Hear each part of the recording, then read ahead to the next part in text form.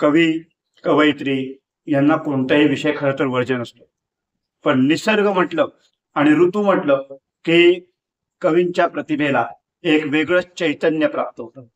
हे चैतन्य प्राप्त होणं म्हणजे काय, तर शब्द सुचणं. कवीच्या हातात तेवढीच शक्ती असते की त्या चैतन्य शक्तीच्या हातून आपल्या शब्दबद्ध रचनेतून त्या चैतन्याचं, त्या निसर्गाचं वर्णन करणं.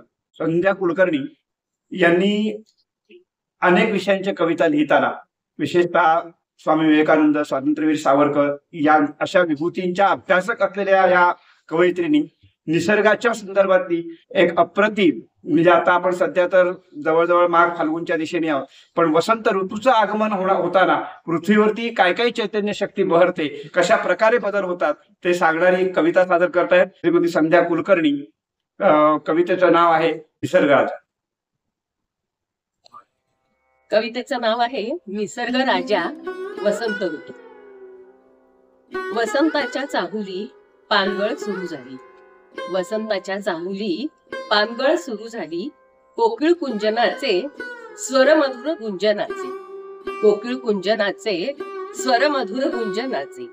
पाचोळ्याचा आवाज त्याला वाऱ्याचा साज, पाचोळ्याचा आवाज त्याला वाऱ्याचा साज.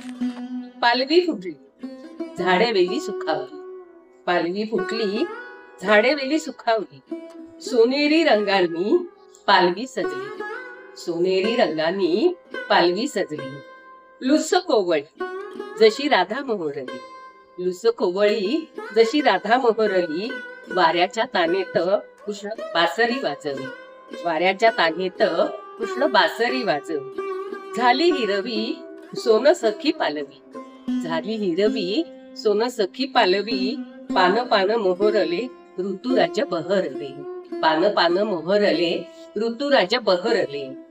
बहवा पांगारा, बहवा पांगारा सजली वसुंधरा, सजली वसुंधरा.